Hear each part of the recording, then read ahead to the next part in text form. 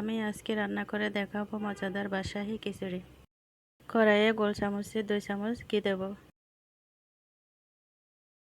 1 বাটি পেঁয়াজ কুচি, 8টা কাঁচামরিচ দেব।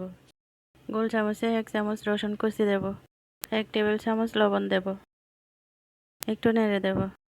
পেঁয়াজ বাদামি হয়ে এলে গোল চামচে 1 চামচ পেঁয়াজ বাটা দেব। গোল চামচে 1 চামচ আদা বাটা দেব। 2 টেবিল চামচ লাল মরিচ গুঁড়া দেব। 1 টেবিল চামচ ধনে গুঁড়া দেব। 1 চা চামচ জিরার গুঁড়া দেব। 1 চা চামচ গরম মশলার গুঁড়া দেব। 1 চা চামচ হলুদ গুঁড়া দেব। আধা কাপ পানি দিয়ে মশলাটা কষিয়ে নেব।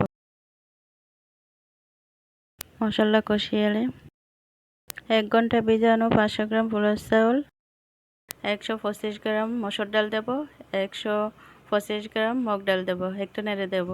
3 মগ পানি দেব। একটু নেড়ে দেব।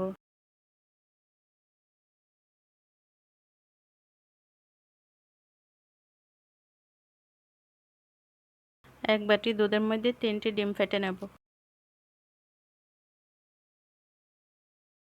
15 মিনিট পর ফেটানো ডিমটা দিয়ে দেব। একটু নেড়ে দেব। এবার বেশি আর অল্প আছে 30 মিনিট রান্না করব।